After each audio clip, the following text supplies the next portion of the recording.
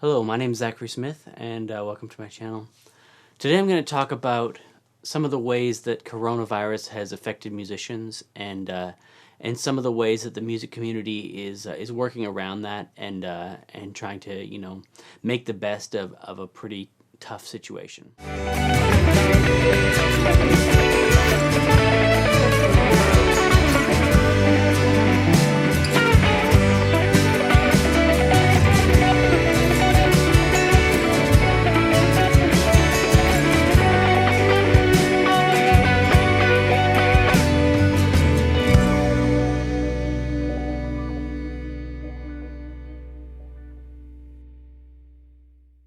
Coronavirus has, had a huge effect on all kinds of different domains of work, all kinds of different people, and but I think it's had a specifically intense effect on the music community, on the arts community in general.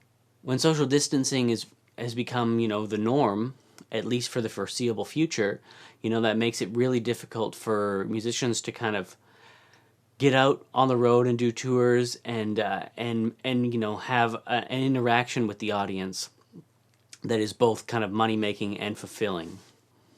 That leads to my first point. We've had so many gigs canceled, whether that be festival shows, small clubs, doesn't matter. It's affected major labels and independent artists almost the same.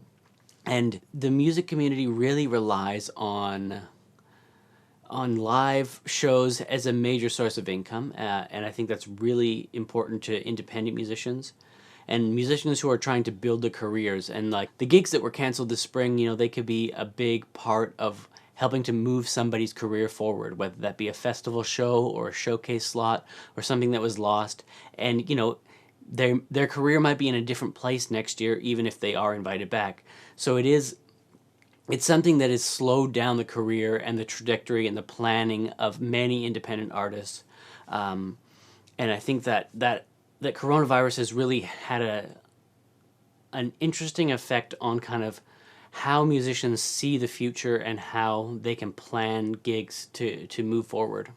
The second reason why coronavirus has had a really severe effect on the music community is because we've traded those paying concerts, those festival slots that, promise some possible future dates, some possible future connections, and we've traded them for online streaming shows, which for the most part are not paid or are by donation. That results in a big difference in income, of course, but it also results in a big difference in kind of the social effect of putting on a concert. There is kind of a benefit to putting together a tour, to having that on your resume.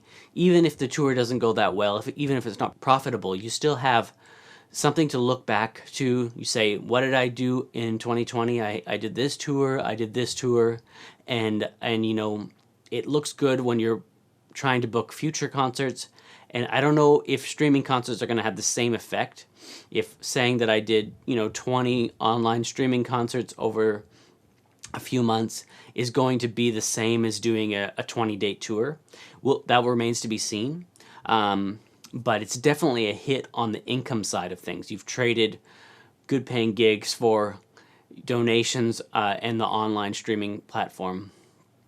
Related to that is the third reason why coronavirus is really hard on musicians, and that's that Facebook and Instagram are the big players in the streaming scene, and they own all the content that is put on their platforms.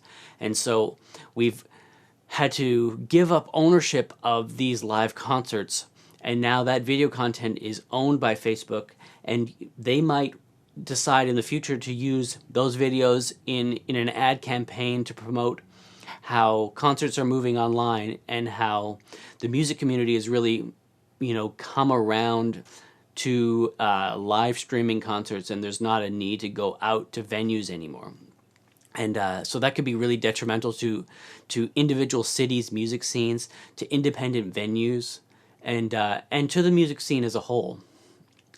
The fourth reason why coronavirus is really hard on musicians is that musicians are constantly having to plan 12, 16, 18 months into the future and map out their tours and map out their releases. And this has had a big effect. We've had many artists move releases back and kind of change their schedule because of coronavirus, and that just affects a timeline that could go 5 years into the future, as bands think about their next album, their next release, and how that gets all pushed back when a release gets pushed back. The fifth reason why coronavirus is hard on musicians is really about how the streaming platforms don't discriminate between major label artists and independent artists. When independent artists go and play in a small venue in a city, they're not really competing with the artists that are coming to the stadiums or to the arenas or even the large concert halls.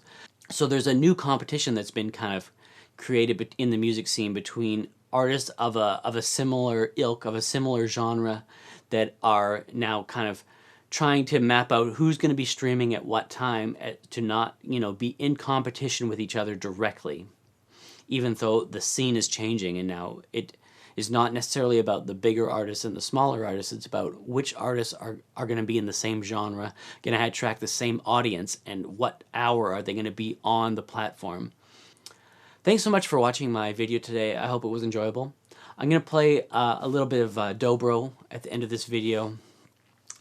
One of the things that's really helped me through this time is just playing more music.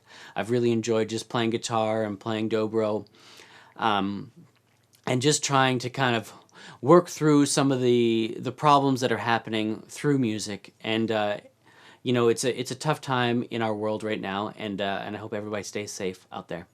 Please like and subscribe to my video if you liked it. Thanks. Bye.